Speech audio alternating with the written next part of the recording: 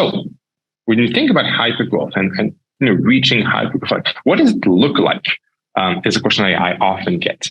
And obviously, if you think of the obvious examples, the Shopify, the Twilios, the Slack, just want to share a bit like where I've been involved, so I can probably put my experience, my expertise in context. You can see here Gorgias, Drift, and Ramp in context of the best SaaS companies that went public. And you can see here that obviously Ramp is the outlier that went from like 10 to 100 in 1 year. And so we're going to like cover a bit of like, how is that even like possible? But all of these companies have one thing in common, and that is not me. That's not what I'm going to point to. They have in common a growth team. They have in common a growth team that takes risks and is looking for outlier effects. That is very important. Please like put a post-it there, and we'll come back to it. So obviously, when you see that, you're like, how can I grow as fast as Ramp, right?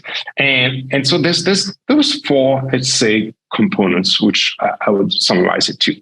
So yeah, low CAC, scalable strategies, a growth team with engineers, super duper important, all right? If you do not have engineers, I would question whether you're a growth team. You're probably a demand gen team, right? And if you have questions, let's cover that, all right? Aggressive marketing stack. If you're not looking for the new and upcoming tools, the cutting edge platforms, to put it another way, if you're using Marketo as your core platform and your only platform, how are you going to differentiate from all your competitors? How are you going to do things differently? If you're using the same tool and the same org chart, same resources, right? I don't think there is a 10x marketer in most companies. That's not a thing, right? So you need to have a different mindset, is the fourth point, that is using different resources and different tools. That is how you create that competitive moat. And I'm very intentional on the ladder, on the point 2, 3, and 4. So let's go through like the first one, the scalable low CAC strategies. Let's look at a couple of examples. Generally, I'm going to pull out one of the examples, which works really well for like sales-led SaaS businesses, and that's outbound. It's not like your, I think in the US, you'd say it's not your mother's outbound, is what you would say. It's high-scale, modern outbound, has extremely good CAC, and extremely good scale. So the way you're going to do that is you're going to build an understanding of your entire target market, what we call the TAM, target accessible market. Sorry, total addressable market. So your total addressable market, and you're going to map all the companies. You buy that data for all the companies in the market, and then you buy all the contact data, you score them, inject that into a database of yours. You run some personalized copy, and you add it to Emotion. Now that feels fairly similar to what you could have done in the past, but let me show you what the outcome can look like. This is the MarTech stack that we're talking about here. The MarTech stack, and that is like a couple of years old, but still very relevant. In this case, this is entirely for outbound. You see all of the intent capture. So the third-party intent, the G2 crowd, which is now commonplace, but also the hiring data from Predict Leads, the technographics data, the website visit data. These days you have 6sense, you have a Clibit that does that, right? All that tells you which companies within your TAM on your database are expressing buying intent, are likely to respond positively, to convert. Those are the ones, that's a sub-segment you want to email.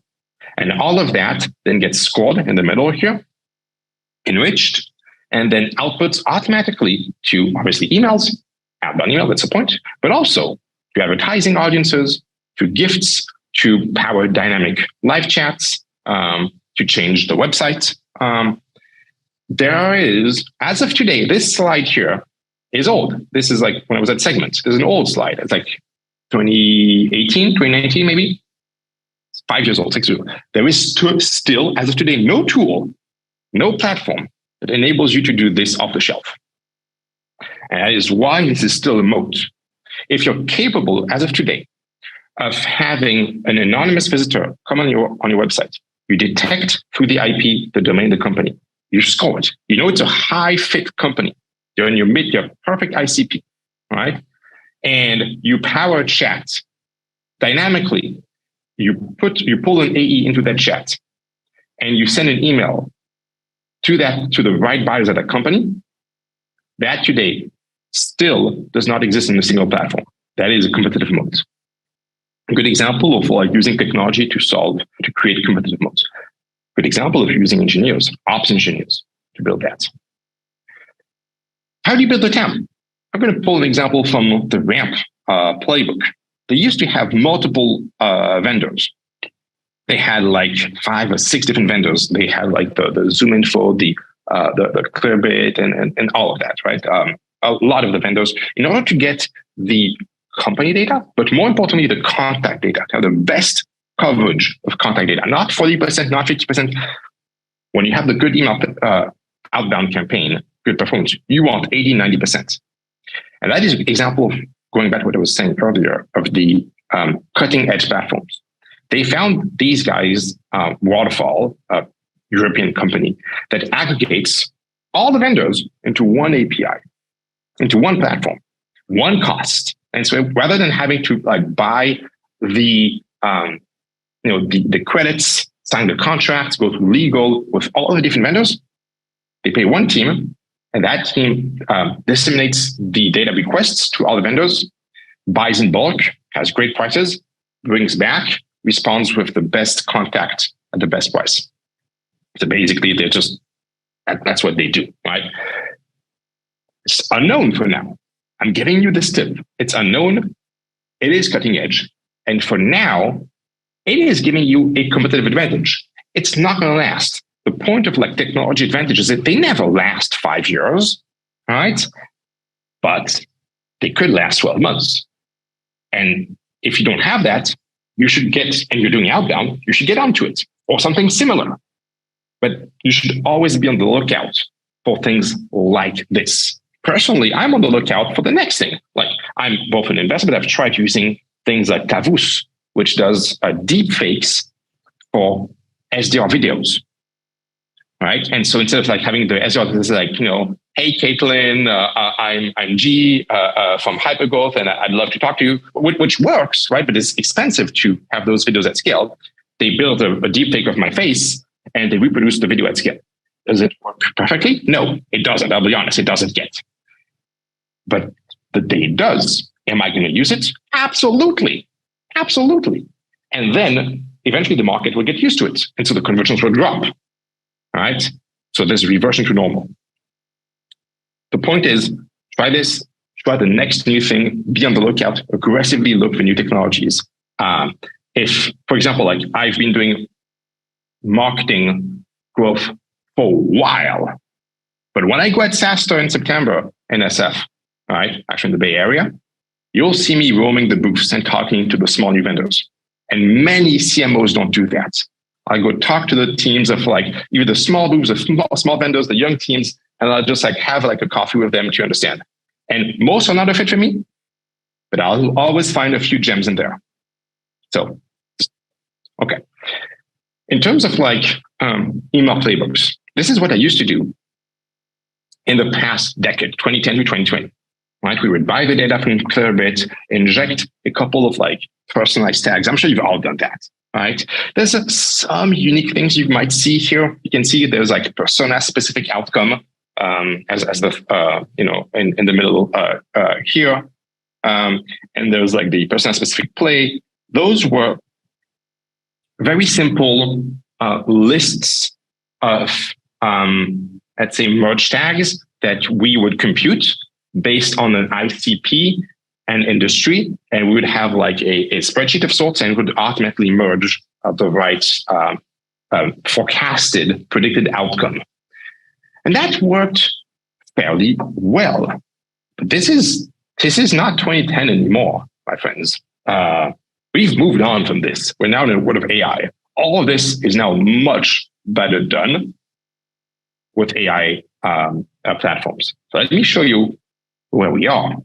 And I have the pleasure, I'll skip through this and I'll go to, there you go, to this. Here we go. I have the pleasure of showing you two examples from Ramp, actual examples. I'm sharing them because people who have received them have shown them on LinkedIn. So obviously it's already public. What you can see here, and I'll annotate here for a second. In this first email, this is very American. This is somebody using their origins as a way to reach out to a prospect with the same origins. In this case, it is Persian to Persian. And you can see they're injecting the information about Persian dishes, and so it's very personalized. Okay? And you can see what the person has posted on their own on LinkedIn. Right? They loved it. Why does this work? Because it feels personal. Because it feels like somebody has looked at you, has immediately identified that you're part of a small demographic, and you have something in common. So there's kind of a relationship. There's something there, and you've taken care of writing something custom. You've gone through efforts, and that elicits reciprocity. That one works great. On the side here, let me clean that up actually, and let me go to the side here. This here is another email, completely different. In this case, no background to create reciprocity. In this case, the automation, because all of this is automated, has sent an email to this guy called Mark about his college sports team. Again, very American.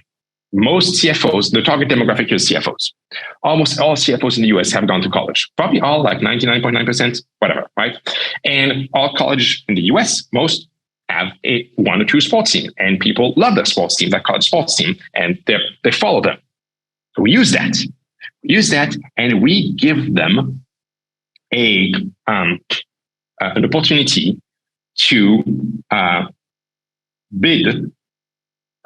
bet, I would say, on the outcome of the upcoming college sports game for free. They're betting for free, right? It's like we've tried different versions of that, free lunch, a gift card. Now, this has a response rate of above 10%. What's interesting is that just sending the email will take a demo with me and I'll give you a $50 gift card, $100 gift card, has a much lower response rate. Though the actual take rate is higher, because in this case, your team could lose. But this is personalized. In the background here, what's happening, which you might not realize, is that there is a team of engineers, the data scientists that has built a database of all upcoming college games and competing teams. The likelihood of outcome, so you can pick the right bets. Right, so this is a sports betting algorithm happening there. So a little pet project from somebody over the weekend, right? And the entire automation. Okay, it is small volume, but it works great. It works great. Why do we do those things? Because in this for Ramp here, for this demographic, we rarely have intent signals from companies about changing their credit cards. So if we can't read intent signals, we're going for the best excuses, personalized excuses, very, very relevant. All this is powered by GPT. And this is the modern approach. Oops, sorry. So that is, I'd say, what you should all be focusing on if you want to build the modern approach. And let me go back here. Cool. Okay. So with that said, I want to share another example of I think yes. Right now I'm only seeing like the no problem. Stop this a second. I have Chrome going crazy, and I'll just relaunch the slideshow. No, not a problem at all. We do have some questions in the chat we can go over while you're putting your slides up. There's some questions about what the company name is for that deep fake video. Yes. I'll write it down in the chat. It is called Tavus. Tavus. Perfect. And then questions about that email you were showing when it came to the personalization of Syracuse and Persian and those types of things. At what scale can that be replicated? Does it have to be 1v1? What is the background to that? Yeah, I would recommend doing things manually at first, trying it out to see if the audience reacts well. This could be a dumpster fire. I mean, would I have tried the, let's say, personal origins in an email? Absolutely not. Just for context, do not do that in Europe. You will get sued through your eyeballs if you do that. It's a very, very bad idea. Okay. But the team in the US told me that this is absolutely correct. This is great. It's going to work. Let's try it. I'm always for trying new things and see if it works and it creates the right, let's say, the right connection. Great. Okay. Thank you for that insight. Sure. Cool. Awesome.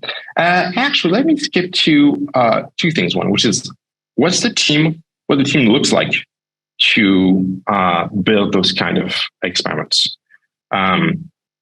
And this is the org chart I recommend. You have a VP of growth, head of VP, doesn't matter. And then there is per channel the equivalent of somebody who is a channel specialist, in this case, an outbound specialist. In the middle, you're going to have the growth PM, who is, let's say, prioritizing the work of all growth teams, right? And then you have this outbound pod, which is here, which has, let's say, a growth marketer, a growth analyst, and the access to engineers. Okay? The overall growth PM manages all the resources allocation and focuses the engineers to work either on an outbound project, a paid project, a SEO project, right? That is the structure that I recommend that enables you to create those kinds of aggressive experiments.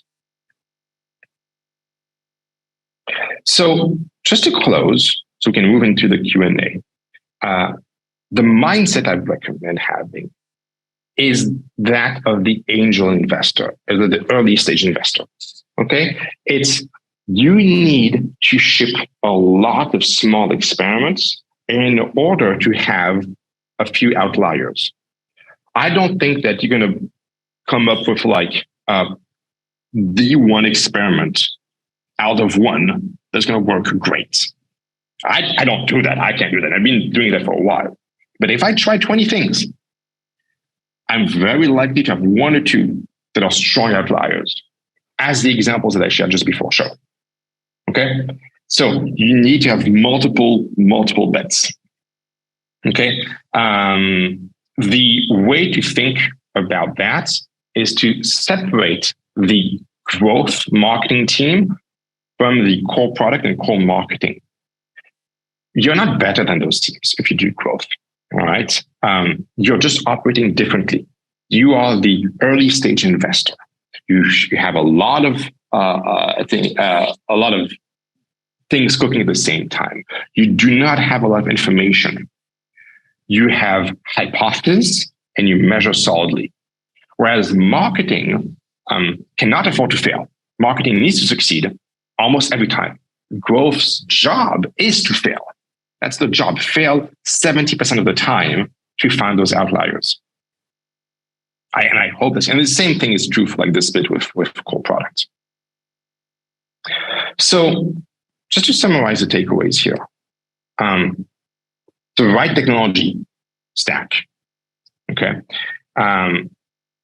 Scale, always scale will bring you the low CAC, okay? Your growth team, you should have a growth team. You should ship like a product team, work like engineers with the engineering mindset on a marketing surface area with dollars as a KPI, North Star, right? And if you are beyond the Series B, which is where I tend to focus these days, success comes from continuing to take those risks. Most companies who slow down for the Series B is because they revert to the traditional approaches. They become safe. You're safe, you're dead. You need to take the risks. So with that, let's move into the Q&A and have a couple of more appendix slides. If there's questions, then I can just pull them out. Can I ask mine? Of course. Caitlin? Hey, Gia, curious how you think, I put a question, but there are a lot of it. A lot of the growth playbook and the outbound playbook, all these pieces almost assume all customers are in market, right? But traditionally, I think in marketing, we hope that 10% of customers are in market, right? Either in market or close or switchable, right? Or switchable, like the word is. How do you think about that in general? And then two, so how do you think about the playbook longitudinally? Because you talked, for example, about, hey, if I get one more sub than I lose, it's worth it. But what if you break that relationship, that in 6 months they're willing to buy a ramp, or in 9 months they'll switch from Zendesk to Gorgias? So a lot of the growth in outbound doesn't seem to think about how to access them down the road other than classic drip marketing. So what's state of the art thinking here of the 10-90 and what to do about the 90?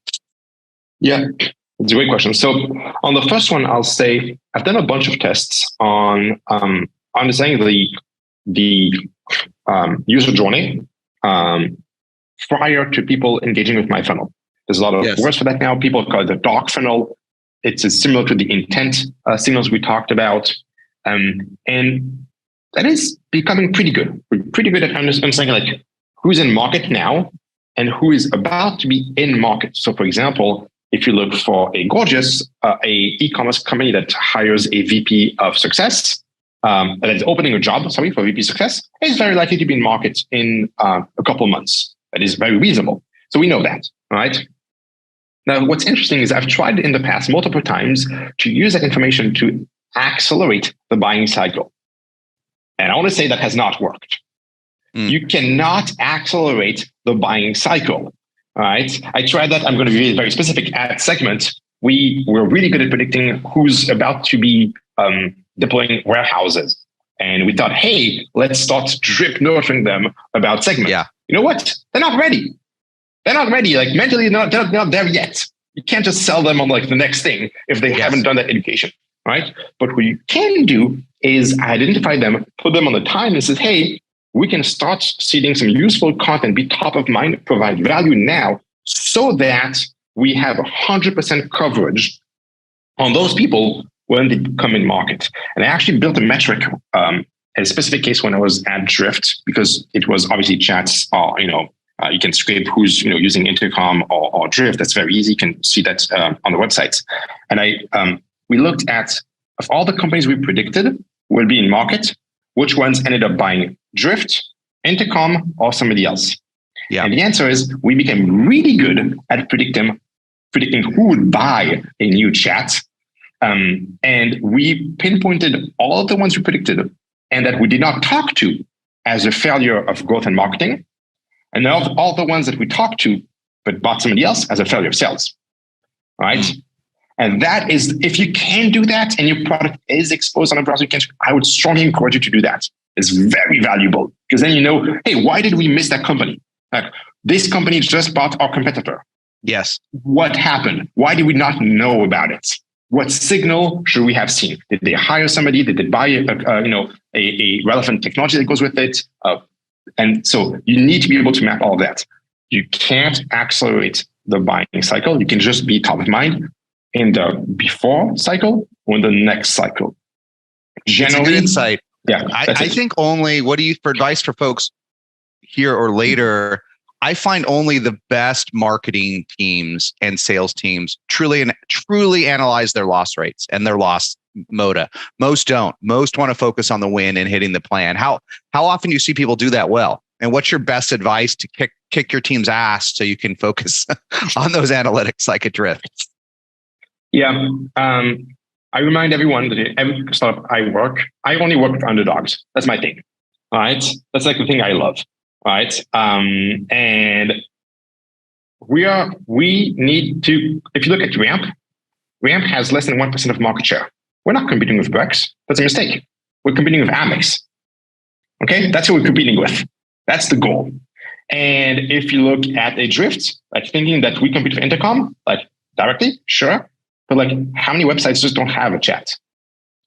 That's the real goal. That's the real goal. And so every time we're looking at the market, we need to understand who's doing and buying something else. So I am pushing the team to understand how far we are from being dominant and being very realistic about those loss rates. Yeah, I agree. I think you need to look into that every time. Okay. Well, last one, and then I'll let you go, unless you want to grab anything else. But going back to my initial question, because this will be helpful. The point about learning over segment drift and Gorgias knows that you can't accelerate the buying cycle. It's very profound, actually. So what is state of the, and we're all about ready to vomit from breakup emails, right? If I get one more breakup email, and now I literally just spam them in Gmail in the hopes that they can't reach anybody. Like I didn't used to be passive aggressive, but now I put them in spam into my Gmail. What is best practices here from a marketing perspective? How many contacts? How can you do this better so that it works? How much value to add? What type of content? Anyhow, think about, how can you measure some and say, hey, it's going to be 9 months on average until we close them. What do we do for those 9 months? Yeah. Okay. Great question. So you'll be relieved to hear I do not send breakup emails, nor have I ever done them. My emails, we strive that almost all of our emails provide value in the first email, which means I almost never talk to my company in my first email. Almost never. People don't care about my company, my product. They don't care about me. Okay, that's not the top thought for the day, to be honest. Okay, which means I try to have my teams come up with something, if possible, that is uniquely valuable. Let's just go back quickly for the Gorgias example. The Gorgias example, we had at the time built a Instagram scraper, which would monitor the negative comments posts on the negative comments on an Instagram posts about brands we would monitor. And if the brand had not responded within 2 days, we would automatically screenshot that, send to the head of marketing, and say, "Hey, Jason, there's people saying negative things about your products, and you should just handle that." And that's it. That's just the message. And it's true. So it's factual. Like you should do something about it. 2, it's verifiable. It's there on Instagram, right? And it's actually helpful, right? And it so happens that Gorgias eventually does integrate with some of those things, and so it can help you handle that, right? And so sure, there's obviously a parallel. But what's your first answer there? Thanks. I said, "Hey, thanks. It's cool. Thanks for pointing that out." That's it. I'm just trying to create value in order to get reciprocity. And if I do that, I'm doing a pretty damn good job as a marketing / sales person. If you can do that at scale, you win. Got it. Okay, one last one. Caitlin, can I have one last one and then we break? This is just another meta one. That's really helpful. And one I've talked about a lot lately, and I'd love to hear your thought from a marketing perspective, is switching costs. Let's take Ramp, okay? Yes, I can switch to Ramp from a competitor, but you know what a headache it is with all the recurring charges I have, the integrations with my other systems. Now, Ramp's not, Gorgias is maybe a more interesting example. Okay, I want to go from Zendesk to Gorgias because it's focused on e-commerce, but what about all the records I have? What about the money I've put in Zendesk? What about the switching costs? And I feel like I challenge folks all the time for fun, sales reps and sales executives. Okay, what will you do? I'm interested in your product, but I don't got time and I don't want to pay $100,000 in 6 months to do it. So is there state-of-the-art thinking on how to incent the switching? So and we might have different opinions, but I'm a big fan of a combo of 2 things. One, it's a buyback. So some form of a buyback. Where you're paying for the remaining months of the contract to offset some of the switching costs. The cash part, obviously not the human cost. Okay. Yes. The second part is that I've tried, and Drift did that the best, is most of the problems of most of the churn, you can see it's linked, is onboarding churn. It's that you didn't onboard the customer properly, right? They just didn't do what it takes to get to the success of the product. Yes. Okay. What we've done, we've figured out is we make the product free for the POC, completely free, if the customer commits to a list of onboarding tasks. All right. Month by month, there's 3 months and there's those things. And they seem easy when you sign the contract. They're not. Yeah. You need to go through legal and security and all of that. But if they do those things and they fail and the product does not work for them, they don't get the value, we just pay them back and say goodbye. We did that at Drift. It was amazing. People did not believe the product value. Say, I don't know, we're with Intercom, it works great. This value is not going to realize. And we told them, like, I understand you don't believe us. You do those things, those playbooks we recommend. You put the chat with that playbook on these pages, and it doesn't create the lift.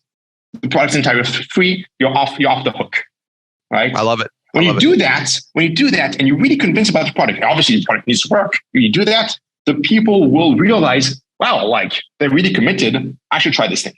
And it reduces your churn, which is the biggest problem on onboarding churn. Yeah, it's a great one. I did not know Drift did that. And when I used that playbook, on the sales side, I found that, whoops, can you guys still hear me? Yeah. I found that there's a middle segment that's like an almost, and I am surprised how much that commitment of not paying if you don't do these things or hit it, it will tilt people over, right? It doesn't address the activation issue, right? But there is this segment that is, they're almost going to buy the last day of the month. They're almost going to buy here, but they don't want to be ripped off. They don't want the game. They don't want to deal with the headaches. And if you take that unvoiced objection out, I found it's magical. I find it's magical. Magical. Yeah. All right. We'll stay on that word. Magical is the word. Magical. All right. Thanks, G. This was great. Awesome. If you want more magic from G, come to SaaStr Annual. He will be there. So make sure you buy your tickets and come to San Mateo. If you're